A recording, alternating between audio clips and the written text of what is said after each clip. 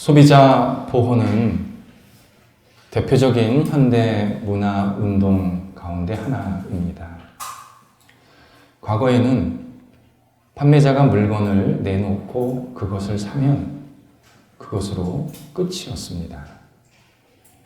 그러다 보니까 소비자들에게 꼭 필요한 물건이 울며 겨자 먹기식으로 구입할 때가 많았습니다.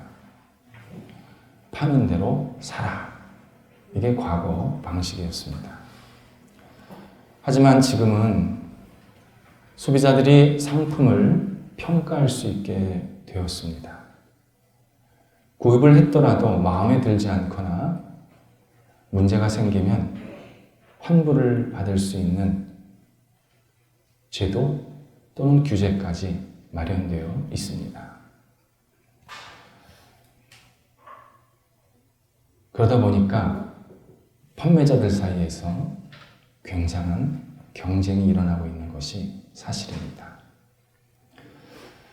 우리가 이 세상에서 사지 않은 것이 무엇이 있을까요? 채소부터 집에 이르기까지 스스로 생산하지 않으면 우리는 모두 소비자입니다. 디자이너도 옷을 사 입어야 하고 요리사도 음식을 사 먹습니다. 그러다 보니까 판매자들이 자기의 물건을 선전하면서 나쁜 말, 부정적인 말은 모두 제거합니다. 소비자들의 욕구와 기대를 생각하면서 약간은 과장되게 호소를 합니다. 이 물건을 가지면 만족할 겁니다. 이 물건이 당신을 행복하게 만들 것입니다. 광고합니다. 이런 소비 사회 또는 소비 문화가 기독교 신앙에 그대로 들어왔습니다. 사람들은 기독교 신앙을 팔고 사는 종교라고 인식하기 시작했습니다. 기독교 신앙 그리고 신앙의 중심인 교회를 마음에 든다 안 든다, 좋다 나쁘다 평가합니다. 요즘은 교회를 식당처럼 별점을 매깁니다. 지도를 들어가서 교회를 쳐보시면 별점이 많이 매겨져 있습니다. 더 이상한 사실은 별점이 높은 교회에 사람들이 간다는 겁니다.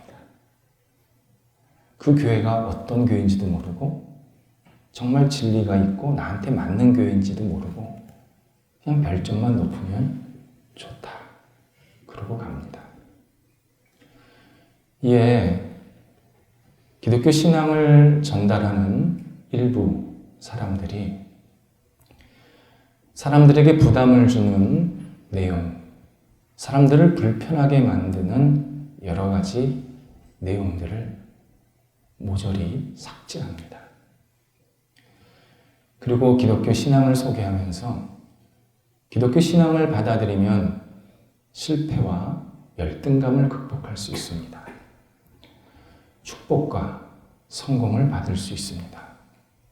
이렇게 사람들에게 선전을 합니다. 그러다 보니 사람들도 교회 나오면서 자기를 만족시키는 모임, 고난이나 어려움은 없고 나에게 성취감과 복을 주는 신앙, 이런 신앙을 계획하면서 교회에 나오기 시작하게 되었습니다. 기독교가 지닌 신비가 값싼 표가 되었고 사람들에게 끊임없이 구원과 생명을 주는 하나님의 말씀이 상품화되었고 많은 이들을 변화시키는 성령이 도구가 되었습니다. 하나님을 높이 찬송하는 장엄한 찬양이 듣기 좋은 노래로 거래되고 있습니다. 이것이 현대사회 곳곳에서 일어나고 있는 신앙파리입니다. 성경은 전혀 다른 신앙을 말씀하십니다.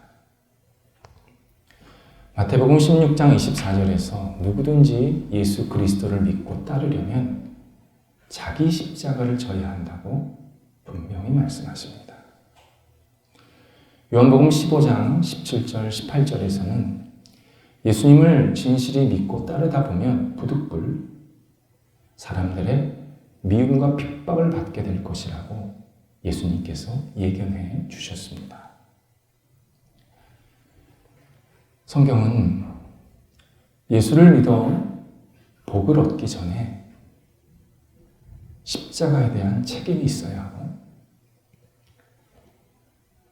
하나님께서 우리를 인정하시기 전에 사람들의 거부와 미움이 있을 것이라고 분명히 말씀하십니다.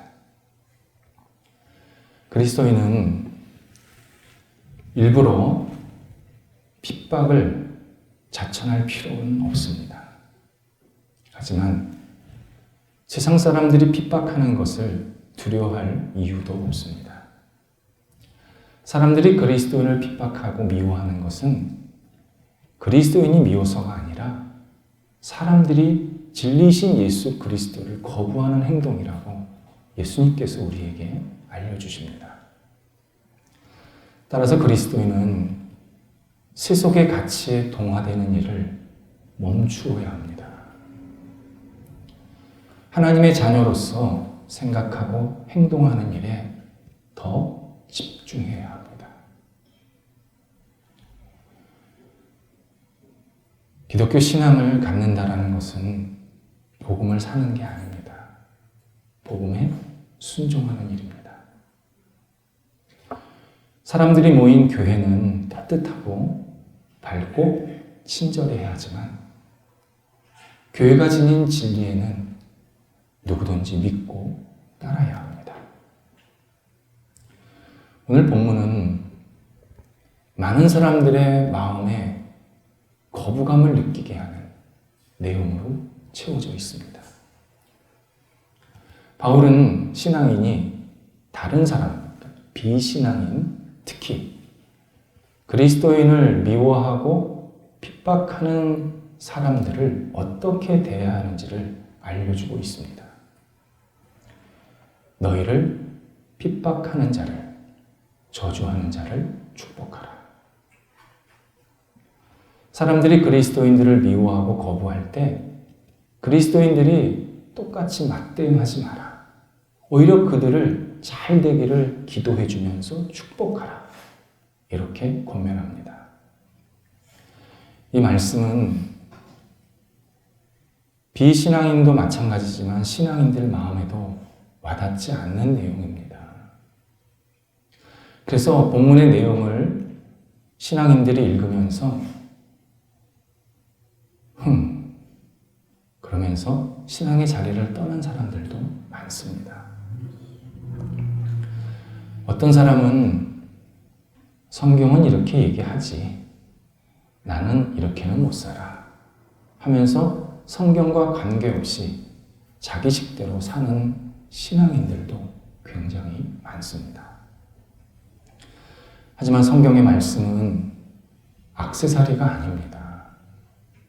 이 말씀은 우리가 반드시 붙잡고 지켜야 할 진리의 생명의 말씀입니다. 이걸 놓치면 신앙 놓치는 겁니다. 우리를 미워하고 핍박하는 사람을 축복하는 것은 매우 어려운 일이지만 놀라운 결과를 우리에게 선사해 줍니다. 이 사실을 예수님께서 우리에게 분명히 알려주셨습니다. 예수님께서 이 땅에 활동하실 때 사람들이 처음에는 좀 환호를 했지만 시간이 지날수록 예수님을 거부하고 핍박하고 결국은 배척하는 모습을 갖게 됩니다. 이 예수님은 사람들을 한 번도 저주하지 않으셨습니다. 종교 지도자들은 본인들이 잘못된 일을 하고 있었기 때문에, 본인들이 알고 있었기 때문에 예수님한테 책망을 받았지만, 그냥 일반 사람들은 예수님이 한 번도 저주를 하시지 않았습니다. 오히려 그들을 위해서 마지막에 십자가에 못 박혀 죽으십니다. 결국 사람들의 죄의 부렁텅이가 벗어나게 된 겁니다. 구세주를 핍박하고 모욕한 이 큰 죄를 예수님께서 십자가를 통해서 완전히 꺼집어내어 주셨습니다. 그리고 모든 사람들이 예수님을 통해서 구원의 길로 들어갈 수 있도록 길을 활짝 열어주셨습니다. 이 예수님의 삶을 제자였던 스데반이 그대로 이어봤습니다. 신약성경 사도행전 7장 60절에서 스데반이 예수를 믿고 전했다라는 이유로 돌에 맞아 죽어가고 있었습니다.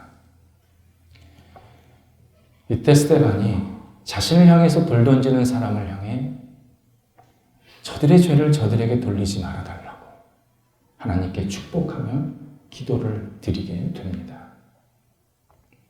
이 기도가 응답을 받습니다. 현장에 있던 한 사람이 변화되었습니다. 바울입니다. 바울은 핍박의 중심에 있었습니다. 그런데 스데반의 기도를 통해서 부활하신 예수 그리스도를 만나게 되고 본인의 인생에서 최고의 영적 체험을 하게 됩니다. 그리고 바울의 회심을 통해서 결국 우리 후손들은 복음이 무엇인지, 예수님을 어떻게 믿어야 되는지를 제대로 알게 되었습니다. 우리를 핍박하는 사람을 같이 저주하고 핍박을 하면 저주의 사슬이 대대로 이어집니다. 반대로 우리를 핍박하고 미워하는 사람을 축복하면 하나님께서 우리의 상상을 초월하는 엄청난 열매들을 자자손손 누리게 하십니다. 신앙인은 이것을 믿고 사는 사람입니다. 이것이 신앙의 기적입니다. 바울은 15절, 16절에서 또 하나 신앙인이 일반 사람들을 어떻게 대해야 되는지를 설명해 주고 있습니다. 즐거워하는 자와 함께 즐거워하고 우는 자와 함께 울라고 권면을 합니다.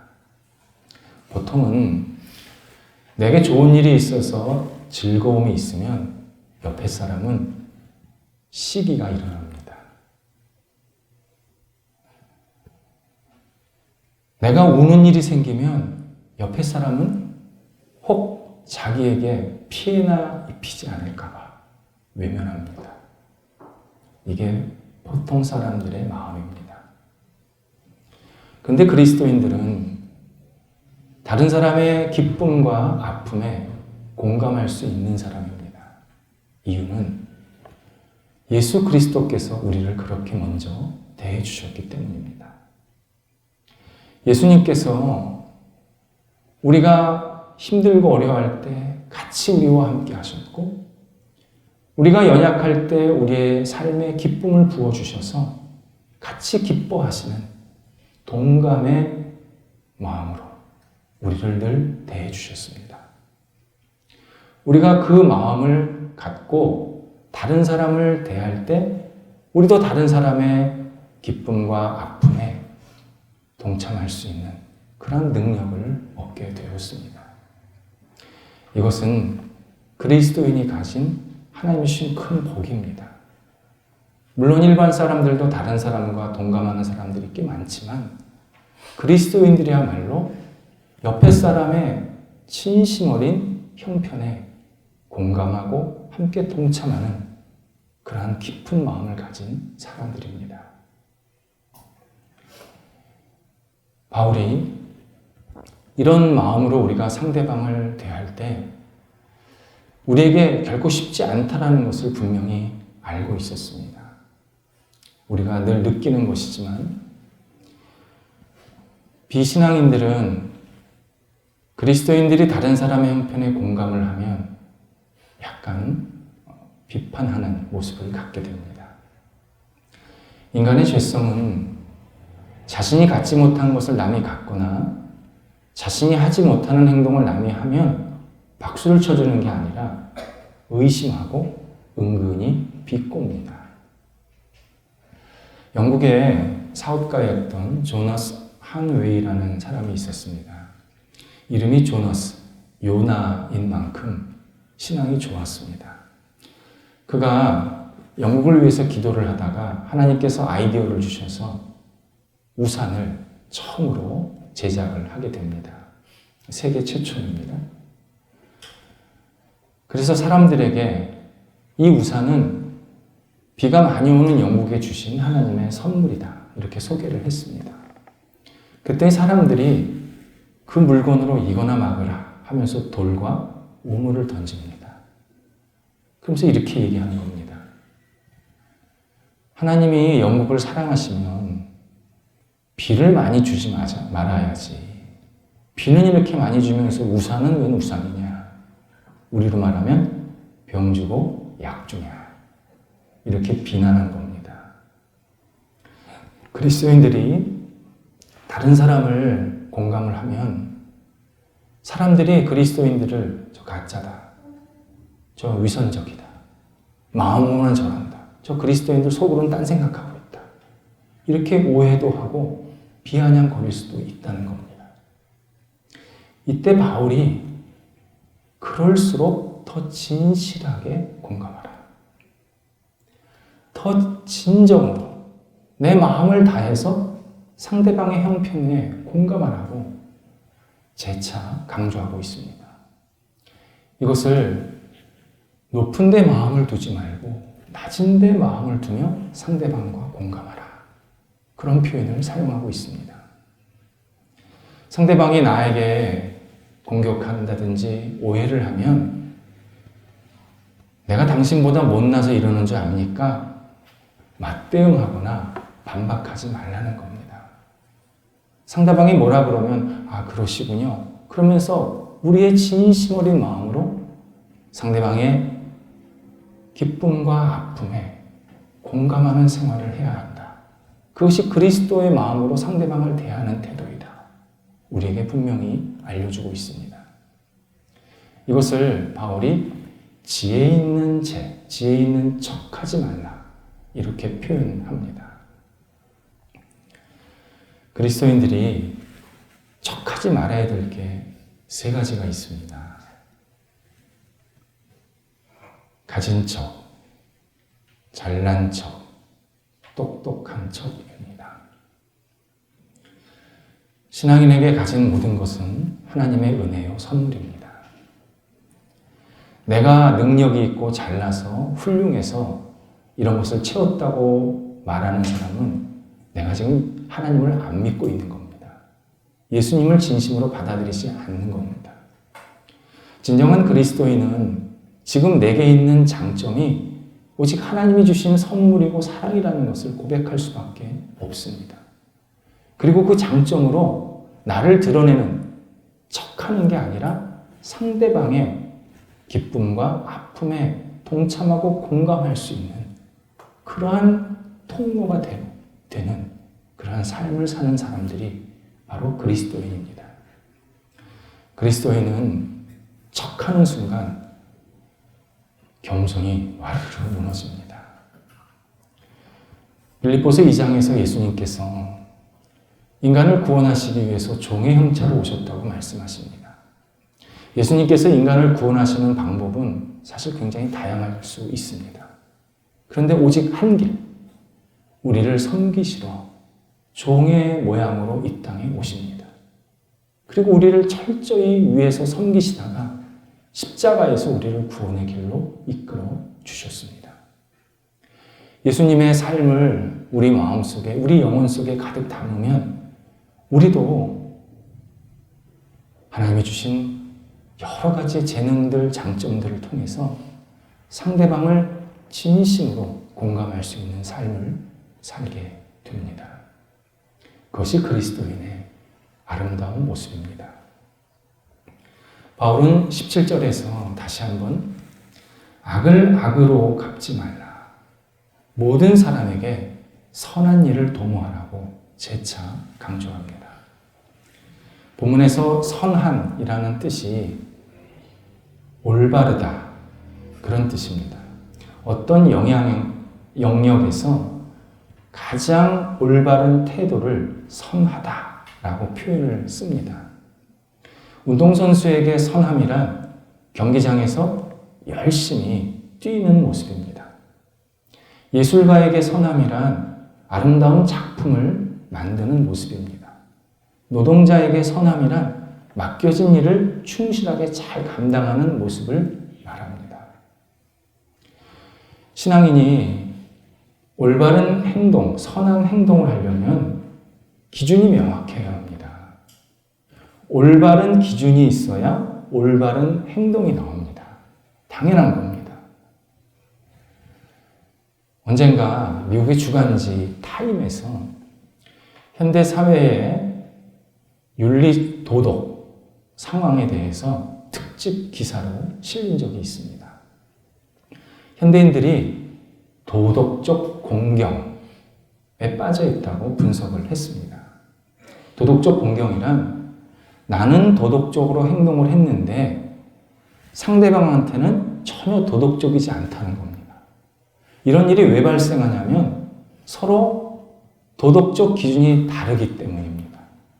나는 옳다고 한 행동이 상대방에게는 전혀 옳지 않은 행동처럼 받아들여진다는 겁니다. 그래서 사회가 계속 어지러워지고 있다는 겁니다. 거기에 저 사람은 하는데 왜 나는 못해? 그러면서 자기에게 맞지 않는 행동, 자기 몸에 맞지 않는 옷을 입는 사람들이 많기 때문에 사회의 혼란은 더욱 가중되고 있다고 그렇게 평가했습니다. 결론적으로는 공적인 도덕적 기준을 빨리 마련해야 한다.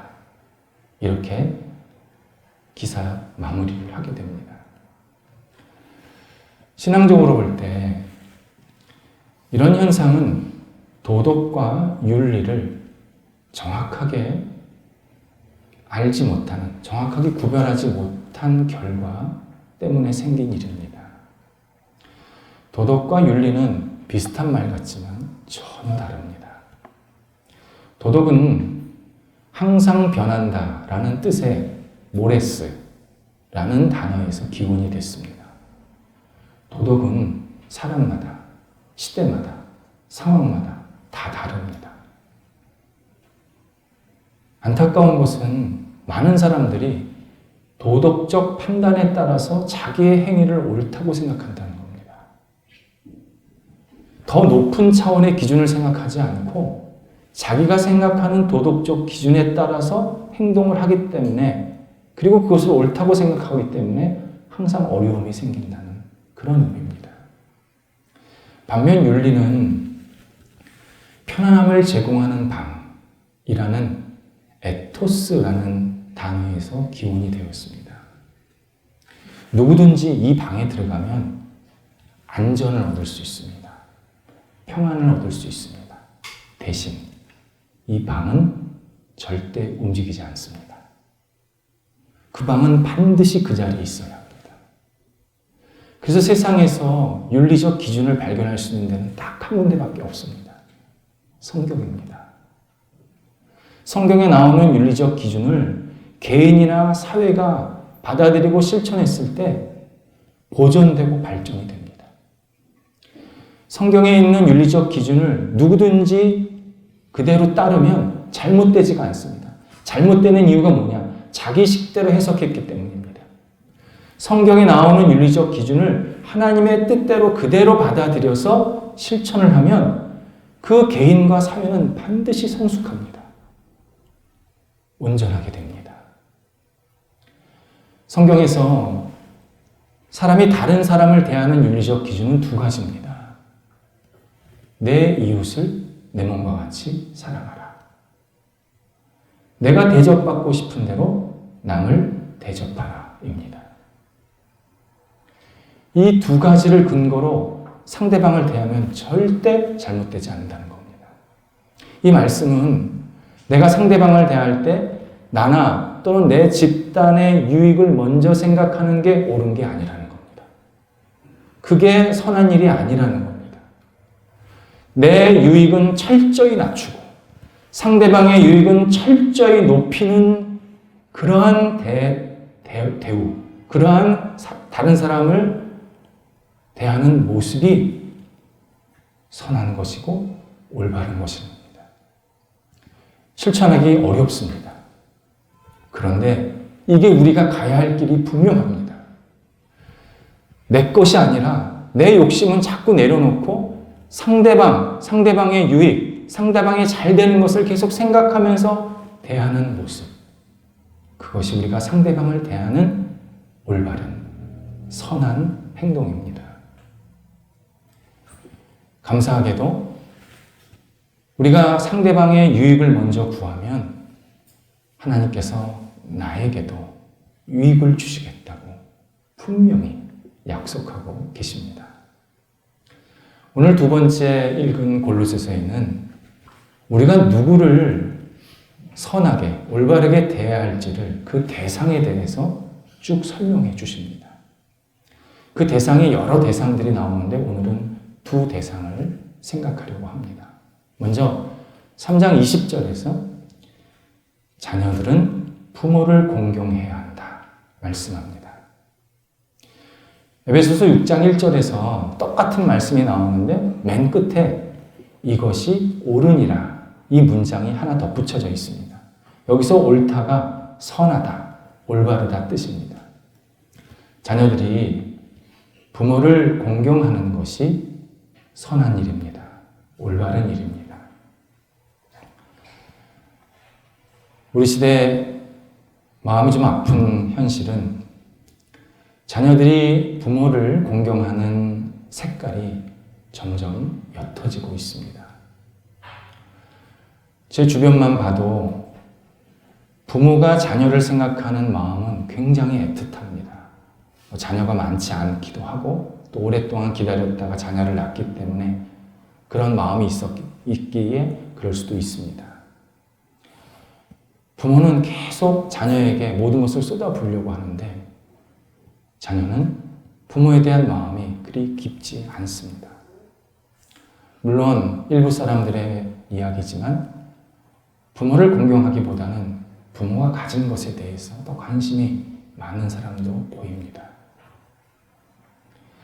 이것은 우리가 지금 기독교 신앙을 조금씩 잃어버리고 있다는 증거입니다. 성경은 자녀가 부모를 공경하는 것은 절대적으로 옳은 일이다. 복받는다. 분명히 우리에게 말씀하십니다. 서구 사회가 잘못된 모습을 우리에게 먼저 보여주었습니다. 서양은 만 18세가 되면 자녀들이 독립을 합니다. 독립하는 것까지는 좋은데 자녀들이 부모와 연을 끊습니다. 연락을 거의 안 합니다. 결혼할 때 연락할까요? 아니, 어떤 경우는 연락도 안 하고 결혼하고 사는 사람도 많이 있습니다. 부모와 자녀의 관계가 18세를 기점으로 완전히 18세까지는 부모고 18세 넘어가면 부모가 아닌 것처럼 행동합니다. 이것이 서구 사회가 지금 기독교 신앙을 잃어버리고 있다는 모습입니다. 이런 상황 속에서 유대인들은 부모를 잘 공경합니다. 제가 멋진 모습을 한번 본 적이 있습니다. 분명히 제가 그분이 유대인인 걸 알고 있는데 그분이 종종 부모님을 모시고 와서는 야외 테이블에서 포도주를 마시면서 아주 유쾌하게 대화를 즐겁게 나누는 시간들을 보게 되었습니다. 그때 그 부모님의 얼굴을 우리 모두가 봤어야 됩니다. 부모님의 얼굴이 얼마나 밝은지요. 아들 내외 그리고 손자까지 같이 한 테이블에 앉아서 이야기하는 그 부모의 얼굴이 정말 무슨 천국에 있는 것 같은 환한 얼굴로 대화를 나누고 있었습니다. 자녀가 부모를 공경하는 것은 성경의 가르침인데 유대인들이 그 가르침에 충실했던 겁니다. 그래서 유대인들이 복을 받는구나. 그런 생각도 많이 하게 되었습니다. 부모를 공경하는 일, 어떤 형태로든 부모를 공경하는 일, 이것은 옳은 일입니다. 선한 일입니다. 또 하나, 고용주와 피고용인이 서로 올바르게 대하라고 오늘 본문에서 말씀하고 있습니다. 4장 1절에서 상전, 곧 고용주는 하인, 곧 피고용인을 의와 공평하게 대하라고 말씀합니다. 여기서 의가 선하다, 올바르다 그런 뜻입니다. 크리스찬 고용주들은 자기가 고용한 피고용인들을 정당하게 권익을 생각하면서 대해줘야 합니다. 이익이 나오면 여러 비용들을 다 제거하고 그 이익들을 같이 일한 사람들과 나눌 줄 알아야 합니다. 그게 옳은 겁니다. 그게 선한 일입니다. 하나님께서는 분명히 그렇게 하라고 말씀하십니다. 또 3장 22절에서는 피고용인은 눈가림식으로 일하지 말고 성실하게 열심히 일하라고 마치 하나님을 섬기듯 하라고 그렇게 권면하고 있습니다. 피고용인은 월급 받은 만큼 일하면 안 된다는 겁니다. 크리스찬 직장인은 내가 월급 받은 것보다 훨씬 더 적극적으로 열심히 일해야 된다는 겁니다. 우리 사회가 월급 받는 만큼만 일해라. 그렇게 자꾸 사람들을 유도하고 있습니다. 이건 성경적이지 않은 겁니다. 이거 세상적 가치입니다. 하나님 나라의 가치는 나를 선택해 준 이 고용주를 감사한 마음으로, 나아가서 나를 선택해 주신 하나님께 감사한 마음으로 내게 맡겨진 일자리에서 월급보다 훨씬 열심히 최선을 다해서 일하는 모습을 가져야 합니다. 그게 옳은 겁니다. 그러면 하나님께서 또 다른 길을 열어주시고 또 다른 복을 우리들에게 허락해 주십니다. 사실은 우리 시대의 어른들이 그래서 지금 이 나라를 발전시켰고 그런 희생이 있었지만 하나님께서 끊임없는 복을 주셔서 이렇게 나라가 잘 될 수 있도록 귀한 기틀이 되게 만드신 겁니다. 우리나라는 노사관계가 경직되어 있기로 소문난 국가입니다. 사용자 측이나 노동자 측이 다 이해가 됩니다. 근데 우리가 다 느끼고 있지만 이렇게 계속 가서는 안 된다. 이거 우리나라 지금 잘못되게 가는 거다. 서로 뭔가를 좀 해결해야 된다. 이런 당위성은 우리가 다 지금 가지고 있습니다. 개인적으로 노사관계를 새롭게 생각해 본 적이 있습니다. 제가 다녔던 학교 그 강의실 층에는 남성, 여성 화장실이 하나씩 있었습니다. 근데 학기 시작할 때 남성 화장실을 수리하기 시작했는데 학기 끝날 때까지 수리가 맞춰지지가 않는 겁니다. 화장실 작습니다. 얼마나 불편했겠습니까? 이 큰 건물에 위로 가든지 내려가든지 그러니까 또 엘리베이터도 기다려야 되고. 그래서 어느 날 일하시는 분에게 왜 이렇게 작업 기간이 오래 걸립니까? 여쭤봤습니다. 그분이 이렇게 대답을 합니다. 자신은 뉴욕 유니온, 뉴욕의 노동조합 소속 근로자라고 소개를 합니다. 사용자는 노조 근로자나 또는 비노조 근로자를 선택할 수 있다고 말합니다. 이때 노조 소속 근로자를 사용하면 15에서 20% 비용을 더 충당해야 합니다. 대신에 사용자가 예스할 때까지 노조가 모든 일을 끝까지 책임져 준다는 겁니다. 사용자가 이 사람 마음에 안 듭니다. 이렇게 일하는 거 나 싫습니다. 그러면 노조는 바로 다른 사람, 더 일 잘하는 사람을 투입해서 사용자가 만족할 때까지 잘 마무리를 해줍니다. 따라서 자신은 공기와 관계없이 이 일을 천천히 꼼꼼하게 잘 마쳐야 할 책임이 있습니다. 만약 비노조원을 사용하면 공기나 비용은 단축할 수 있지만 책임은 오롯이 사용자가 져야 합니다. 사용자가 이 일을 잘 알 때는 괜찮은데 모를 때는 되게 불편합니다. 뉴욕에서는 6대4 정도로 노조 소속 근로자들을 더 많이 사용합니다. 이런 설명이었습니다. 더 높은 품질을 위해서, 더 높은 결과를 위해서 노동자와 사용자가 서로 양보하고 서로 협력하는 것. 이것이 상생이구나. 이것이 올바른 관계구나. 다시 한번 생각하게 된 기억이 있습니다. 사람들은 올바른 판단을 자기에게 유익이 되는 것으로만 생각합니다. 다시 말씀드립니다. 이건 올바른 판단 아닙니다. 성경적으로 이건 철저히 죄된 판단입니다. 진정한 올바른 판단을 했더라도 사람들은 실천하지 않습니다. 다른 사람을 위해야지. 그리고는 전혀 실천하지 않습니다. 그리고 하는 말이 어쩔 수 없어요. 이렇게 말하곤 합니다. 그리스도인은 오직 예수 그리스도의 마음을 품고 살기에 다른 사람을 올바르게 대할 수 있는 사람들입니다. 나의 유익이 아니라 상대방의 유익, 나의 잘됨이 아니라 상대방이 잘 살 수 있도록 끊임없이 독려하고 끊임없이 그를 사랑하는 마음으로 세우는 사람들. 그것이 바로 그리스도인들입니다. 그래서 그리스도인들이 있는 곳에 발전이 있고 성숙이 있고 인간관계에 더 기쁨이 넘쳐나게 됩니다.